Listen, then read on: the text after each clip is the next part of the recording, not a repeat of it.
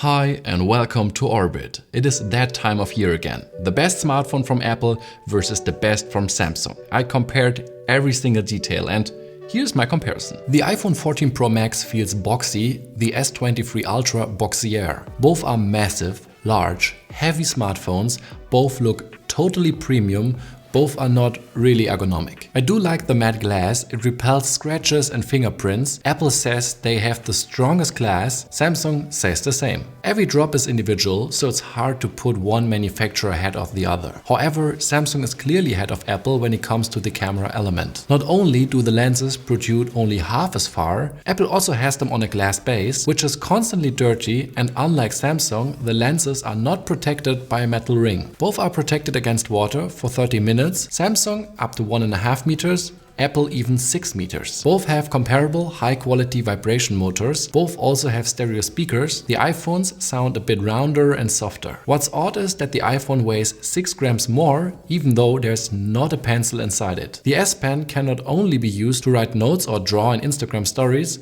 it can also be used with a wireless shutter release for the camera. You don't need it all the time, but it comes in handy sometimes and then you're glad that it's there. I think Samsung overall has the better design because of the camera element and the S Pen. The iPhone 14 Pro Max has a 6.7-inch display, the S23 Ultra has a 6.8-inch display. Both with OLED, both with 120Hz refresh rate. Apple has a super sharp resolution of 485 ppi.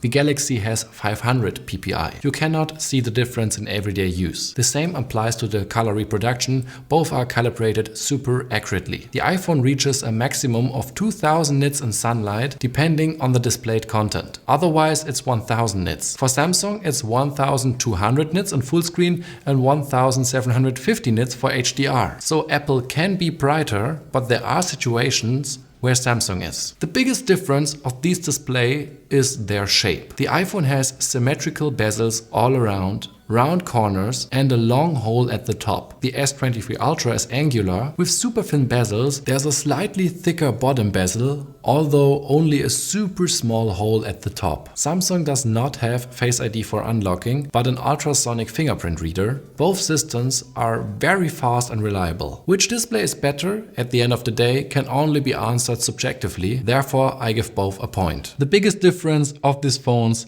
is their software. iOS 16 versus Android 13. And even though they are closer than ever, there are still some big differences. Although they are getting closer and closer, there are fundamental differences in many ways. I like the Android notification system much better and that there is a back button. On the other hand, iOS is more unified and works great with all other Apple devices. It is noticeable that Samsung had a big display in mind when developing the software, while iOS is the same on every screen size. With the S Pen, Samsung DeX and the multi-window feature, the S23 Ultra feels a bit more productive than the iPhone. However, if I was an influencer, I would probably prefer the iPhone because it has the better Instagram support and some cool third-party camera apps. A new addition to the iPhone is the dynamic island in the display. It's like a transformable widget and it can display additional info. Samsung promises 4 years of Android and 5 years of security updates.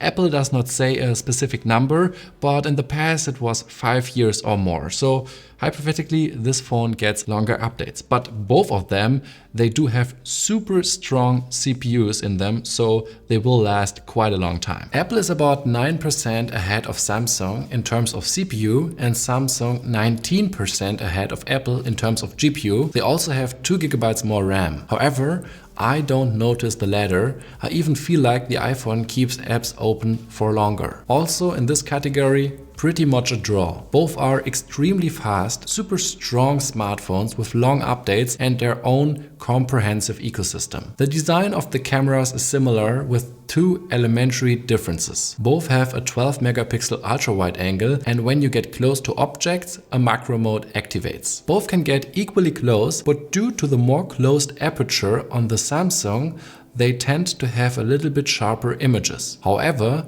the dynamic range is a bit higher on the iPhone and it shows in the shadow detail. It's a close race, but Apple is about 10% better. In terms of the main sensor, Apple has 48 megapixel and Samsung 200. However, the sensor in the iPhone is slightly larger in terms of dimensions. Alright, let's take a look at the whole thing. Here with the fruit, the tendency of the camera becomes quite clear. Apple can be sometimes so desaturated that it almost looks dead, while Samsung is overdoing it. Here the same game, only more subtle. In white balance, Samsung was accurate 99% of the time, while Apple was surprisingly often too magenta. In terms of dynamic range, I made an interesting observation that Samsung actually always avoids overexposure and beats the iPhone there as well, but loses out in the shadows. There's more noise, less sharpness and color. Apple has more aggressive noise reduction overall, which can sometimes lead to detail loss. The night mode trigger for the same amount of time. The iPhone is often too contrasty and artificially post-sharpened. What's most interesting this year is the sharpness. And in mixed light or even darkness, the two don't give each other much.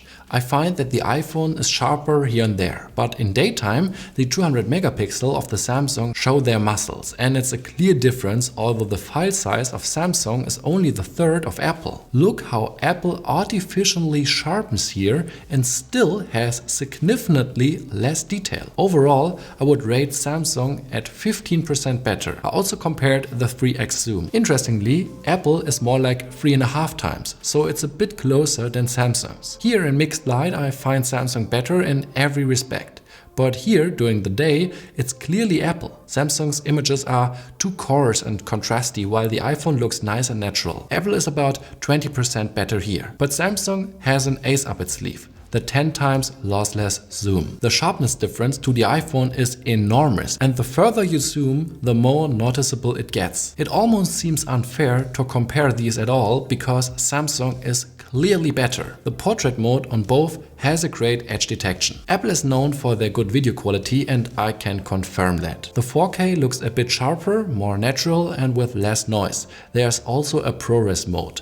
On the other hand, I found the stabilization a bit better on Samsung, and they support 8K video. Selfies go to Samsung. Both cameras have autofocus, but Samsung captures more detail and more natural colors. In summary, Apple has mostly more details in the shadows, the better 3x zoom and more natural video. Samsung has the more reliable color because of their white balance, and there is more sharpness in the main camera. And there's the 10x zoom, and there are the nicer selfies. So overall, it's a narrow victory for Samsung. Even though the Galaxy S23 Ultra is the lighter phone and has an S Pen in it, the battery is 15% larger than on the iPhone. But in actuality, the iPhone has the 5 to 10% longer battery life, in my opinion. With both, I can manage 2 light days and 1 hard day quite relaxed. I'm talking about 6 to 7 hours of screen on time with mobile data and even up to 8 hours in Wi-Fi. With the fastest available power plugs, Samsung charges fully in 60 minutes and Apple in 90 minutes. Both are lame ducks if you ask me. Samsung's advantage is that they have USB-C.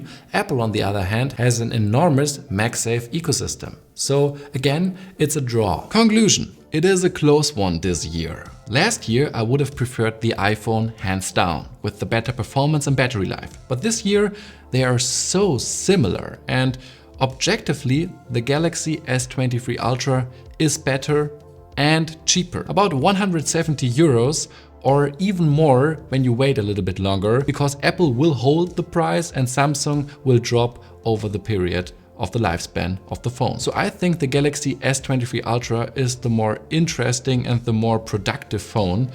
But of course, your opinion may vary. Maybe you are in the Apple ecosystem and then there's only one choice. I hope this comparison helped you a lot, and I see you in the next one.